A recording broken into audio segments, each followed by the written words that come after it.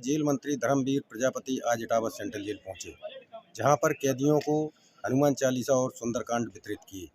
22 जनवरी को अयोध्या में रामलला की स्थापना हो रही है, उसी को देखते हुए आज यहां जेल मंत्री ने कैदियों को हनुमान चालीसा और सुंदरकांड वितरित किए। इटावा से विनीत कुमार।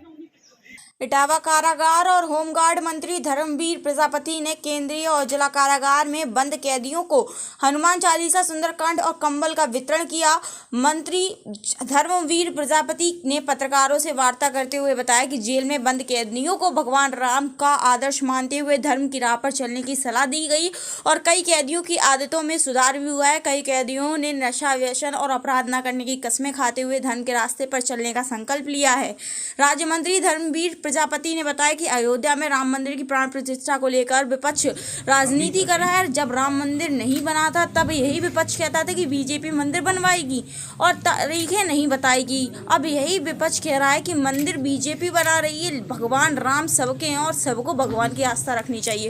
इटावा से स्टेट हेड विनीत कुमार की रिपोर्ट। मंत्री जी, आज आप इटावा के दोनों जेलों में, सेंट्रल और डिस्ट्रिक्ट जेल में आए हैं। आपने सुंदरकांड और ये बांटा है, इस तरह से देख रही है जैसे 22 तारीख को रामलला स्थापित किए जा रहे हैं, उसको लेकर कार्यक्रम अलग तरह के ज़िलों में हो रहे हैं, तो आज जो सुंदरकांड कैदियों को दिया गया, किस तरह की प्लानिंग है? देखिए, सबसे पहले मैं आज ही एक लेटर लिख कर के सभी जेलों के लिए तब लखनऊ से आया हूँ, और वो लेटर है कि सभी उत्तर प्रदेश की जेलों में लाइव प्रसारण 22 जनवरी को प्राण प्रतिष्ठा का दिखाया जाए।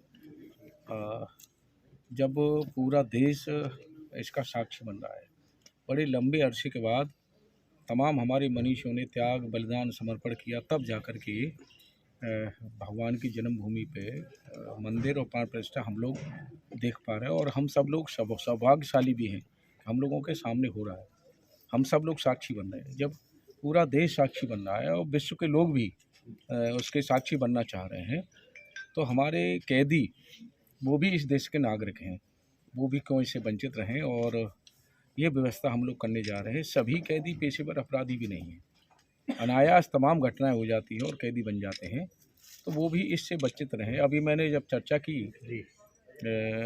मैंने कहा मैं सुंदरकांड लाया हूँ, जिसे लेना हो हाथ उठाइए, तो कोई कैदी बचा ही नहीं जिसने न ली हो। सब ने ली और सब ने खुशी जाहिर की, और राम की चर्चा होते ही कैदियों में एक नया उत्साह देखने को मिलता है। तभी हमने निर्णय लिया था, कई जेलों में हमने ये उत्साह देखा, तभी निर्णय लिया था कि सभी को लाइव प्रसारण दिखाया जाए। और सुंदरकांड और हनुमान चालीसा बांटने, गीता बांटने का मेरा एक उद्देश्य और भी है।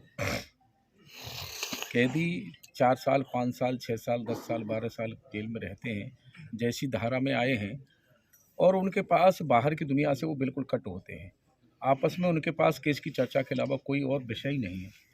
वो चर्चा अगर मान लो कोई व्यक्ति 5 साल 10 साल करता रहेगा, जेल से बाहर जाने के बाद अगर वो चर्चा दिमाग में घर कर गई और उसका अंकुर पैदा हुआ, तो कोई दोबारा गलती न कराए। उस चर्चा से बचाने के लिए मैं कहता हूँ कि वो चर्चा आपको नहीं करनी है, और सुंदरकांड, हनुमान चालीसा का पाठ करिए, समय आपके पास है।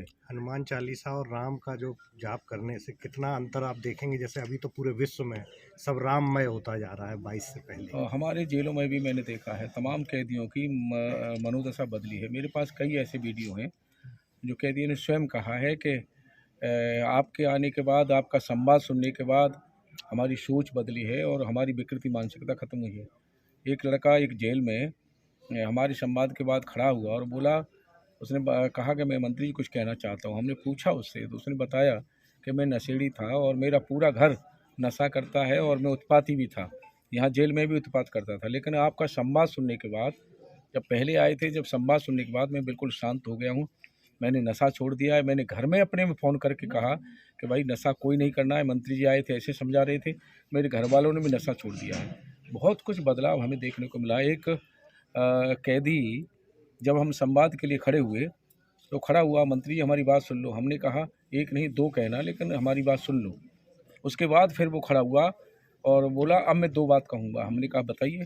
उसने कहा मैं वर्तमान में जिला पंचायत सदस्य हूँ और किसी ने मैं फर्जी भेजा हूँ जी, और पहले मैं ये कहने के लिए खड़ा हुआ था कि जेल से बाहर जाते उसे मारूंगा, लेकिन आपका जब मैंने संवाद सुना है आपने बताया है कि एक-एक करके कि मेरे जेल में आने के बाद मेरा परिवार किन संकटों से गुजरता है, तो मैंने अब ये तय किया है कि जिस दिन मैं छूटूँगा और जेल से बाहर जाऊँगा, गेट पे ही वही व्यक्ति मिलता है, जिसने भी मुझे जेल भिजवाया था। और वो मेरे साथ मारपीट करता है, तो भी मैं उसकी तरफ देखूँगा नहीं, सीधा घर जाऊँगा, क्योंकि मुझे जेल में नहीं आना है और परिवार को संकट में नहीं डालना है। ये बदलाव देखने को मिल रहा मतलब ये बदलाव सब राम के नाम से भी देखने को मिल रहा है। है। निश्चित रूप से दूसरा ये जैसे ये तो हो गए कैदी, लेकिन एक तरफ जहाँ विपक्ष देखा जाए, अगर विपक्ष कहीं ना कहीं इस पूरे कार्यक्रम को राजनीतिक रूप दे रहा है कि ये बीजेपी का कार्यक्रम है पूरा। पहले वही विपक्ष ये कहता था कि बीजेपी मंदिर बनाएगी और तारीख नहीं बताएगी। पहले यही विपक्ष ये कहता था कि बीजेपी मंदिर बनाएगी, अब कह रहे हैं बीजेपी मंदिर बना रही है।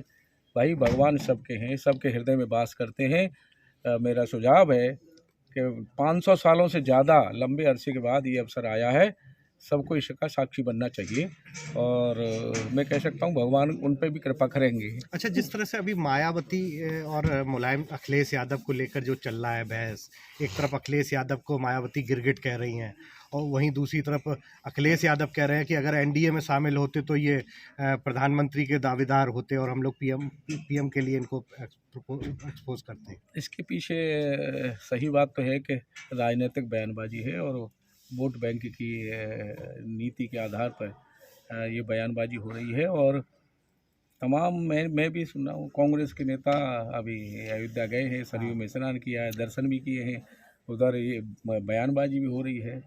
तो देश की और प्रदेश की जनता सब जान रही है। ठीक, धन्यवाद आप